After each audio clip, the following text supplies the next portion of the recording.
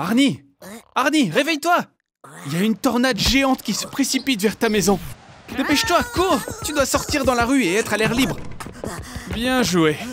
Bon, bien sûr, pour vraiment sauver tes fesses, ça aurait été une bonne idée de te cacher dans le sous-sol de ta maison. Mais bien sûr, il est plus intéressant pour moi et pour nos téléspectateurs de voir ce qui t'arrivera à l'intérieur de cette tornade.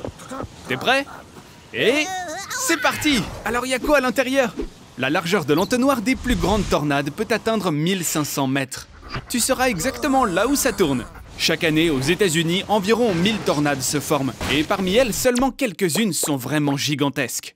Évidemment, tu as encore de la chance, Arnie. Tu es dans l'une de ces tornades. Je pense que c'est le bon moment pour parler de la basse pression et de la décharge d'oxygène. La pression atmosphérique à l'intérieur d'une tornade est si basse que tes poumons ne peuvent pas extraire suffisamment d'oxygène de l'air. Et après quelques minutes seulement, tu t'évanouis et tu suffoques. Enfin, j'en avais tellement marre d'entendre tes petits cris là. Un air aussi raréfié équivaut à escalader le mont Everest sans bouteille d'oxygène. Le tourisme de montagne, c'est clairement pas pour toi, Arnie. Mais à l'intérieur de la tornade, plutôt que de mourir par manque d'oxygène, tu vas probablement périr à cause de la collision avec d'autres objets traînés à l'intérieur avec toi. Tu sais, des arbres volants, des animaux, des voitures, des toits de maisons et même des maisons entières. Tout ce qu'on va rencontrer sur le chemin de la super puissante tornade sera détruit en morceaux et tourné à une vitesse pouvant atteindre 500 km/h.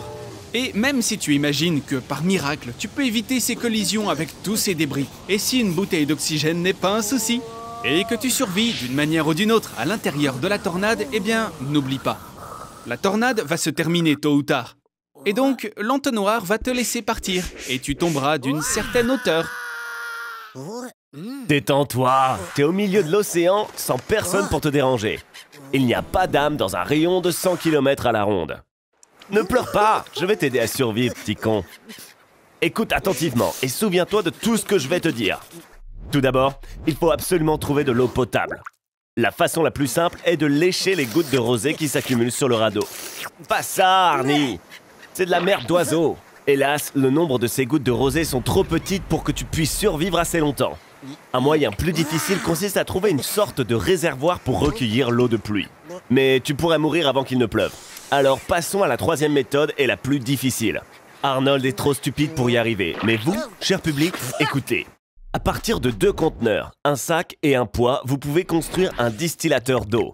Mettez l'eau salée de l'océan dans le plus grand récipient et elle s'évaporera, s'accumulant au centre du sac et coulant dans le plus petit récipient. Et le tour est joué, votre eau potable fraîchement distillée est prête. Arnie, il est temps d'aller pêcher. Mangez tout ce que vous attrapez qui ne vous semble pas toxique. Les algues, le plancton, les méduses et même les petits poissons peuvent être capturés avec un simple t-shirt. Arnie, mais que diable as-tu pour te plaindre? Je ne vous conseille pas de regarder l'océan pendant trop longtemps car les rayons du soleil sont réfléchis par la surface de l'eau et vous brûleront les yeux. Vous ne verrez plus le monde, mais le monde vous verra toujours. C'est mieux dans l'autre sens.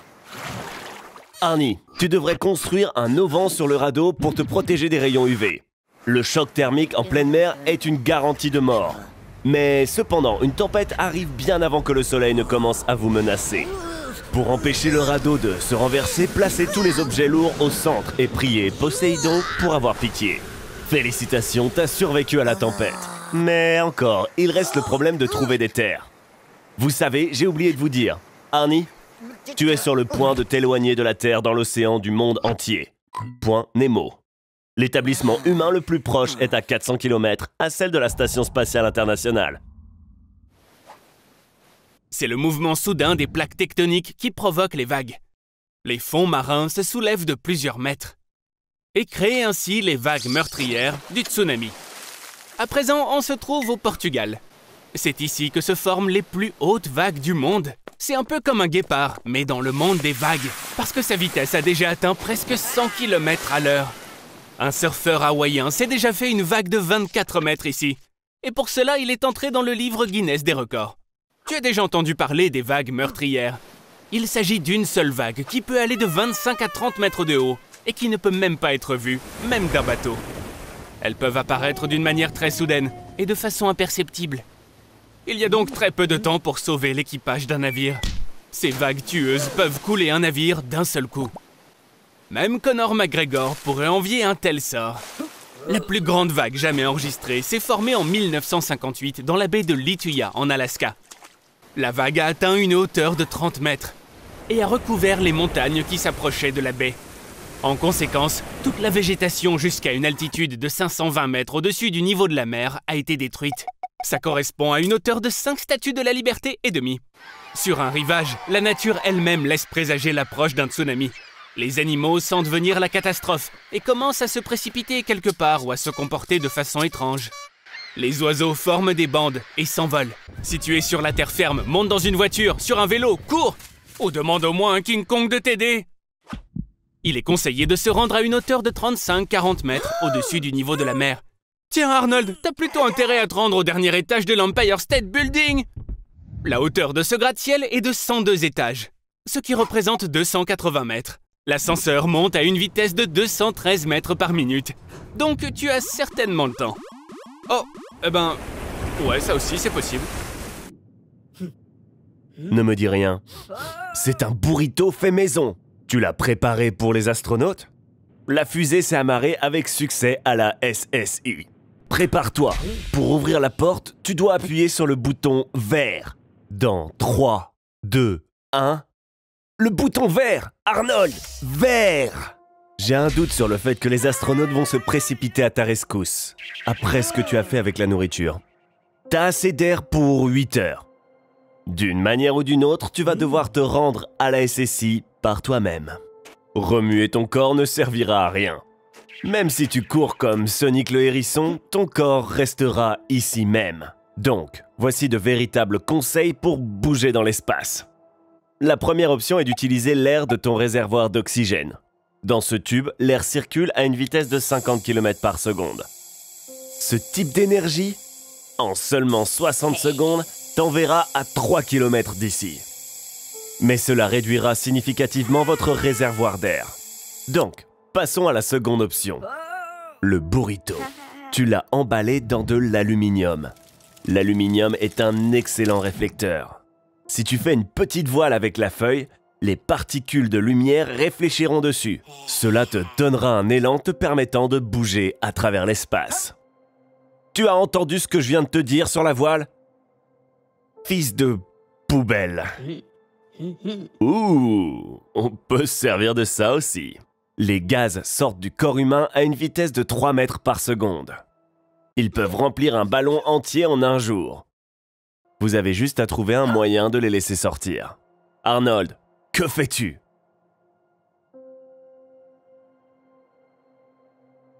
Combien de burritos as-tu mangé? Encore un peu à gauche? Pousse! Et...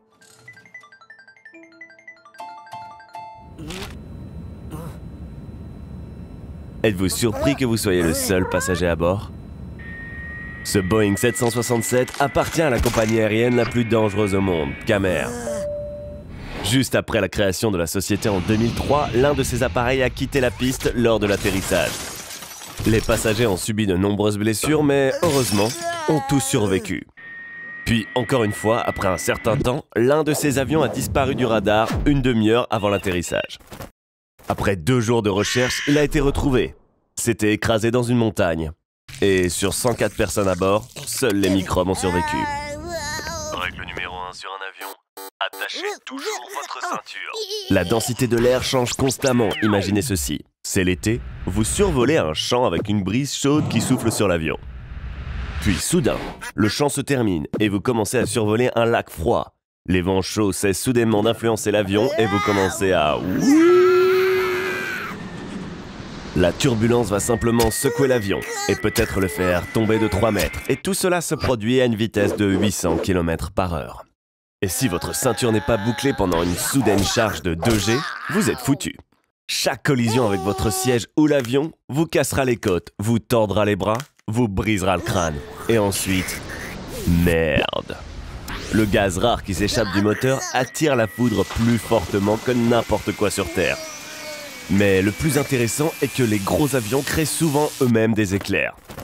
Provenant de la queue de l'avion, une décharge électrique de centaines de milliers d'ampères se prolonge dans les nuages et du nez... Désolé, mais tu peux pas vraiment t'échapper. Même si t'es dans les airs, même si c'est à une altitude de 5000 mètres, tu dois encore travailler sur ta chaîne YouTube. Tu voles jusqu'où comme ça? Au moins, regarde la carte. Oh, on dirait que tu as volé tout droit vers le fameux triangle des Bermudes. D'après les rumeurs, les avions et les bateaux disparaissent souvent dans cet endroit-là. Arnold, mais où est-ce que t'as mis tes ailes de jet? Et tes vêtements alors? Il semblerait que les rumeurs soient vraies et que tu es sur le point de disparaître. La science ne reconnaît pas vraiment toutes ces choses étranges qui se passent dans le triangle des Bermudes. Cependant, il existe plusieurs théories qui ne sont pas très scientifiques. Selon l'une d'entre elles, tout ce qui est amené à disparaître ici finit dans un univers parallèle. Eh, regarde, on dirait que tout est un peu différent ici. Tu as l'air étrange, même pour ce chien. Et comme tu peux le voir, ta maison a aussi beaucoup changé. Je te conseille de faire très attention ici. Voici Arnold. Ouais, c'est bien Arnold, bien qu'il vienne d'un univers quelque peu parallèle. On dirait que ce mec a beaucoup plus de succès que toi. Il porte même une jolie moustache, très stylée. Et a priori, il n'a pas l'air de t'aimer beaucoup. Selon une autre légende, au bas du triangle des Bermudes se trouve la ville mythique de l'Atlantide. Bon, par contre, ne me demande pas pourquoi les anciennes Atlantes avaient besoin de tous ces avions et de tous ces navires. Mais les coutumes et les traditions anciennes sont dures. Quelqu'un comme toi serait immédiatement transformé en esclave. Ou si tu peux pas supporter ça, tu serais transformé en carburant pour les bateaux à vapeur. Attention Arnold, de nouveaux véhicules arrivent. Il y a une autre théorie. Tout ce qui se passe dans le triangle des Bermudes est dû aux extraterrestres. Et peut-être qu'ils prennent les véhicules pour étudier la technologie humaine. Ou pour les mettre dans leur musée. Regarde la quantité de choses qu'ils ont dans leurs expositions. Et comme les extraterrestres sont peu familiers avec les formes de vie terrestres, tu as été placé avec les champignons. Bah, sois pas offensé, Arnold. C'est peut-être à cause de ta coupe de cheveux. Tu ne vas pas t'ennuyer pour longtemps. On dit que les extraterrestres enlèvent des gens dans un autre but. Tu dois tomber enceinte et porter leur bébé extraterrestre. Désolé, Arnold, les extraterrestres sont aussi mauvais en matière de genre. Et Gob s'organiseraient un barbecue pour eux et leurs amis. Et on dirait même que la température normale du soleil ne soit pas vraiment suffisante pour faire griller leurs infâmes gargouilles pangalactiques. Ah, et ben voilà, c'est beaucoup mieux. Oups, les éruptions solaires comme celle-ci ne sont vraiment pas bonnes. Parce qu'elles désactivent généralement toutes les centrales électriques et les appareils électriques de la Terre. Et certainement cela va affecter négativement tous les processus vitaux de la planète. En particulier en médecine, mais aussi les besoins absolument cruciaux comme les réseaux sociaux, les likes et les partages. Seuls les satanistes ne seront pas affectés. Cela pourrait même leur profiter. Et voici notre tortue ultra rapide. Comme tout ce qui est électrique, la voiture d'Elon est tombée en panne. Bon, l'important ici est de ne pas se réjouir en avance. Il est peut-être idiot, oui, mais notre Arnold sait parfaitement faire un clin d'œil. C'est juste dommage qu'il soit déficient intellectuel. On dirait que la batterie est morte. Maintenant, ces mecs doivent trouver un moyen de sortir de ce désert. Et c'est bien qu'Elon ait déjà trouvé quelque chose. Mais ce qui est encore mieux, c'est que son coffre contienne un seau, une mini-fusée et des provisions. Oh, des pommes de terre, c'est une excellente idée ça. Après tout, une pomme de terre est capable de délivrer de manière stable 0,5 volts de tension. Il faut environ 13 volts pour démarrer la voiture à moteur à combustion d'Arnold. Donc, avec 26 pommes de terre, un clou en zinc et un fil de cuivre, nous devrions en avoir assez pour démarrer cette voiture. Oh zut! Le courant de démarrage est trop faible. Pour pouvoir démarrer ce moteur, il nous faudrait des centaines de milliers de piles de pommes de terre. Je te conseille de te dépêcher pour 2 raisons. D'abord, le soleil se couche et les nuits dans le désert sont assez froides ici. Waouh, les mecs, ça c'est une super tenue! J'espère juste qu'on va pouvoir se passer du fameux cristal bleu pour aujourd'hui. Eh mais attendez, je sais ce que vous essayez de faire là. Si on prend des boulons en zinc, des vis, de la monnaie, des éponges, de l'oxyde de potassium, du cuivre, des plaquettes de frein, et qu'on mélange tout ça ensemble, et qu'on les connecte à la voiture, ensuite on aura une charge régulière de la batterie. Bon, les mecs ont fait tout ce qu'il fallait, c'est juste dommage qu'il n'y ait toujours pas assez de puissance pour démarrer cette voiture. Dépêchez-vous! L'heure tourne les mecs! Arnold, redresse-toi, reste pas comme ça! Attends, montre-moi ce que t'as trouvé là. Un aimant? Mais c'est exactement ce dont on a besoin, Arnold! Hé, Elon, tu crois vraiment que c'est le bon moment pour ça, là? Ah, je vois, c'est pour une cause commune. En 1831, Faraday a mené une expérience similaire pour la première fois. Pour cela, nous avons besoin d'une bobine, d'un fil de cuivre et d'un aimant. On insère l'aimant dans une bobine enroulée de cuivre et on la ferme. On déplace l'aimant à l'intérieur et dans chaque bobine de cuivre, une tension de 0,01 volts est désormais générée. Et grâce au grand nombre de spirales, le tout fonctionne parfaitement. Alors voyons comment ça fonctionne pour les mecs. Waouh! Fais juste attention avec tes doigts. Ah bon, au moins on a survécu. Et le doigt va repousser comme d'habitude. Arnold, laisse la Tesla ici. Et maintenant, la fête continue. Oh oh. Arnold, on se calme. Tu ne sais même pas ce que c'est qu'une météorite. Un météore, c'est un corps céleste très large, d'origine cosmique. Leur masse peut varier de quelques grammes à quelques milliers de tonnes. Et ne t'en fais pas, il n'existe qu'un seul cas où une météorite a frappé une personne dans l'histoire. C'était en 1954. Et même, il a juste été touché à la jambe. Tiens, on dirait que quelqu'un s'est porté volontaire pour sauver la planète. Et on dirait aussi qu'il déborde d'enthousiasme. Ça ne m'étonnerait pas que cet épisode devienne le plus court de tous les temps. Et qu'il ait une fin heureuse. Ah non. Bon, c'est pas grave. Comme d'habitude, comme d'hab. On dirait que notre planète est sur le point d'être détruite. Ou peut-être qu'il y aurait un autre sauveur? Est-ce que ça pourrait être Arnold? Excellent. On va choisir une tenue pour toi. Alors, celle-ci, non. Ça, certainement pas. Oh, non, surtout pas ça. Voilà, celle-là. C'est celle-là qu'il te faut. En fait, on pourrait se contenter de ce projet de SpaceX appelé DART. En 2022, il est prévu de lancer un vaisseau spatial qui pèse 500 kg pour qu'il percute un astéroïde nommé Didymos, et ce à une vitesse de 6 km par seconde. Le pilote automatique n'a pas encore été installé, donc tu vas devoir piloter manuellement, et ainsi devenir un vrai héros. Oh, waouh! Arnold, t'as réussi à survivre. Bon, à peu près comme toutes les autres formes de vie les plus minables, comme les microbes. Mais à présent, on a un petit problème avec l'eau.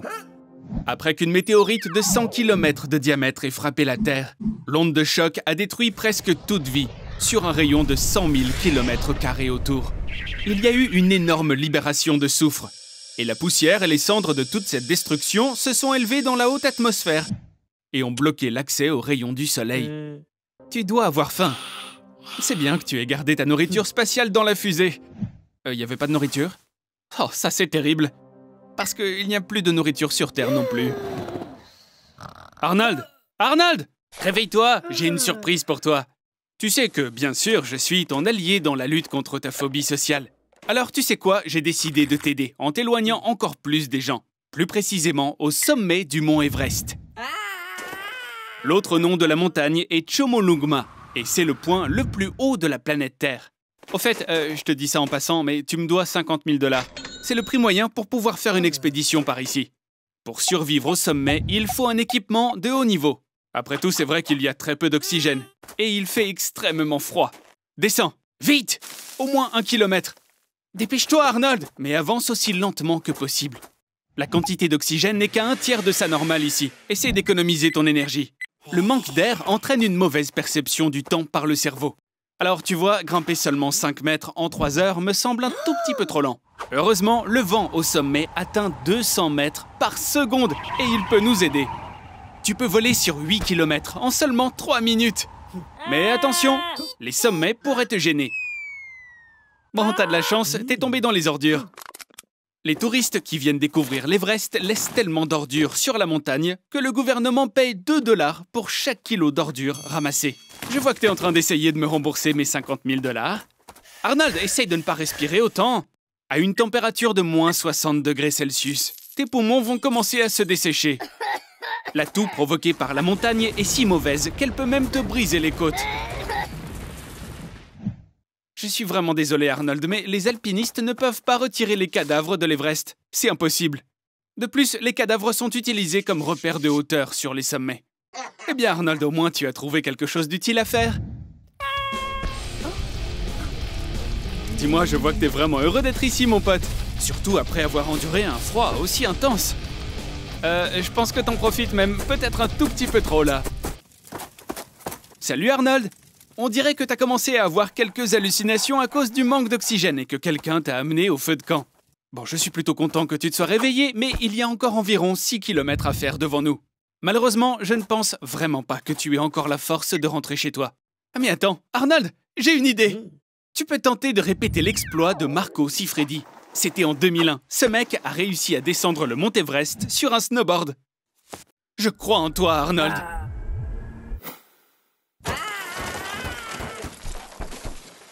Plusieurs os cassés et des engelures qui ont l'air d'être au dernier stade. Mais on a atteint le sol. Arnold, mais c'est complètement incroyable. Allez, crie un peu avec moi. Hurrah! Arnold, je plaisantais. Tu peux pas faire ça. Tu peux pas crier dans les montagnes. Ça peut déclencher une avalanche. T'inquiète pas, Arnold. Je vais pas te laisser ici.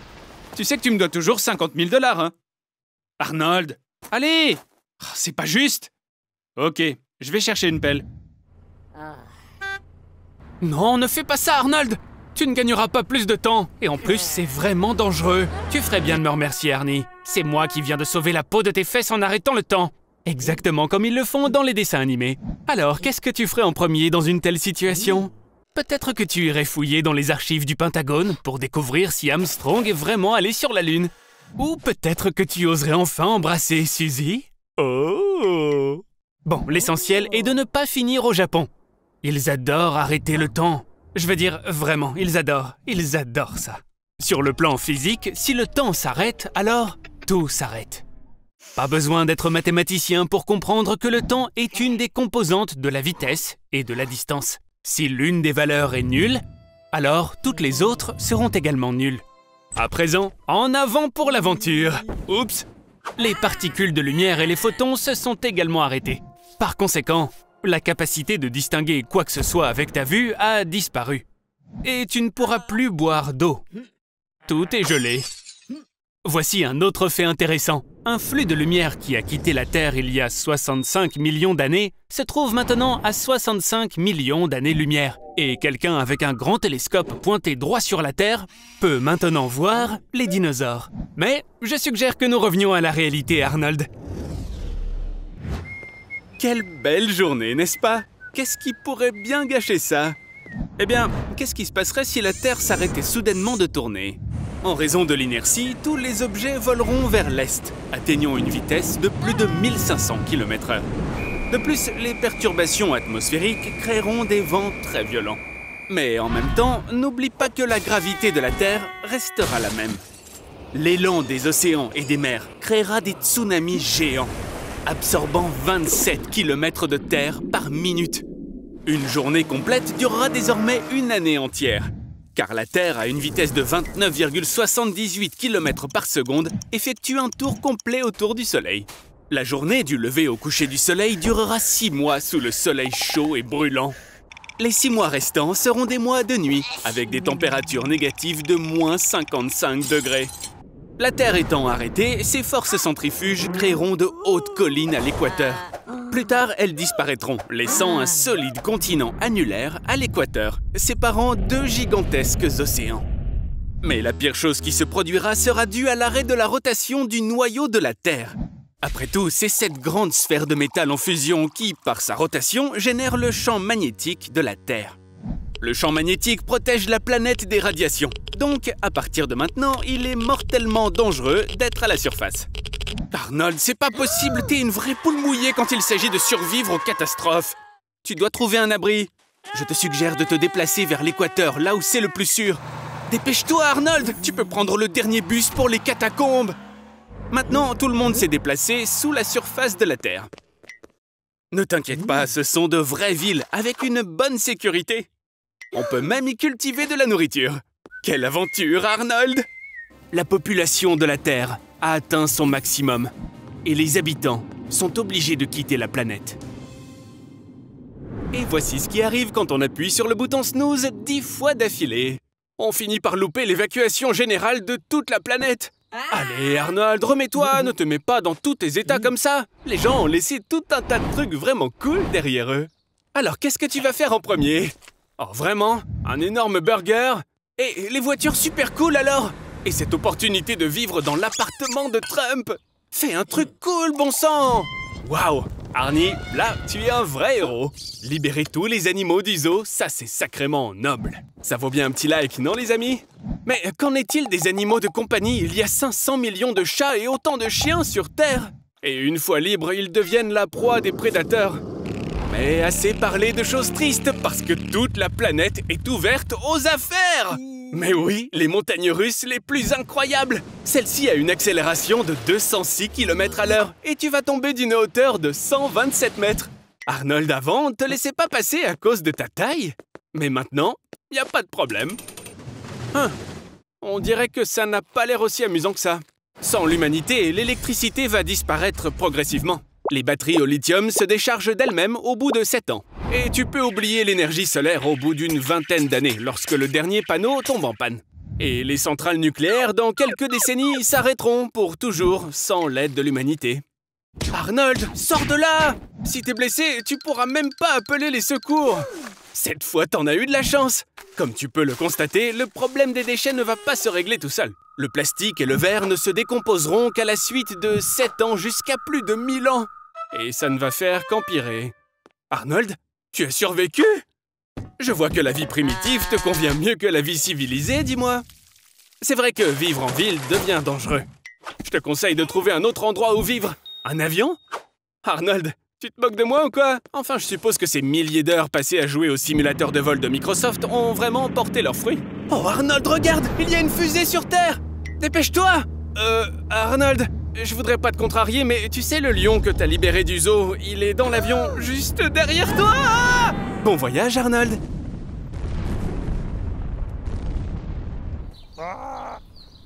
C'est un grand jour, Arnold! Aujourd'hui, la planète devient propre. Les dirigeants de tous les pays se sont mis d'accord pour se débarrasser complètement du lithium, du pétrole et de l'uranium.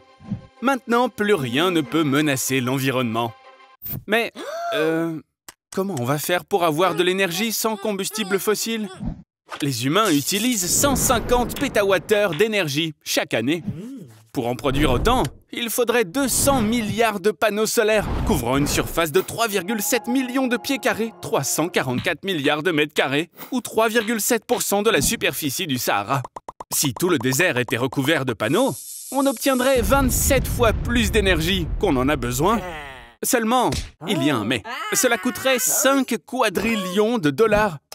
Il est plus facile de résoudre ce problème en utilisant la force brute. Qu'est-ce que tu as là, Arnie? Une batterie au lithium? Maintenant, toi, Arnie, ainsi que tous les autres contrevenants à l'environnement, vous allez devoir produire de l'énergie vous-même. Mais on a un autre problème. Si toute la population de la Terre pédalait toute l'année, et ce, sans s'arrêter, on ne produirait que 10,5 pétawattheures d'énergie. Le souci, c'est que ça ne représente que 7% de la quantité dont nous avons besoin. Car pour répondre à nos besoins, il nous faut 125 billions de personnes qui pédalent 8 heures par jour. 8 heures de vélo et ta punition est terminée. Quel imbécile! T'as même pas branché le treuil! Tu ne sais pas comment fonctionnent les batteries gravitationnelles? Si tu soulèves un poids à une grande hauteur et que tu le relâches ensuite, l'énergie stockée dans ce poids sera libérée. Cette énergie peut être convertie en énergie électrique. Par exemple, pour stocker 1 kW, tu dois soulever un poids de 900 kg à une hauteur de 400 mètres. Cette énergie est suffisante pour jouer à un jeu de console pendant environ 1h30. Ok, bon, maintenant tu vas avoir froid. Voyons voir où tu es. C'est pas vraiment le meilleur endroit, mon pote. Tu es dans le village d'Oymyakon, en Yakoutie, en Russie. C'est l'endroit le plus froid de la planète. On y a relevé un record de température de moins 71,2 degrés Celsius. Oh, mince! Selon les statistiques, 140 personnes par an meurent là-bas d'hypothermie. Alors, bouge-toi! La température du corps humain est de 36,6 degrés Celsius. Mais par un froid pareil, elle va chuter. Et comment? Ton corps va essayer de se réchauffer. Et il va le faire en frissonnant. Ensuite, ta mémoire va commencer à flancher. Et ensuite, ton esprit. Même si, pour toi, Arnold, ça sera à peu près ton état normal. Cela sera suivi d'une fausse sensation de chaleur. Arnie, mon poteau, faut vraiment que tu commences à bouger tes membres là. Sinon, la mort va t'attraper. Allez, Arnold, tu peux le faire. Beau travail, mon pote. Mais où est-ce qu'il est passé? Ah, le voilà. Bon, je ne vais pas te réveiller. T'as vraiment vécu un peu trop de choses là ces jours-ci. Fais de beaux rêves, mon pote.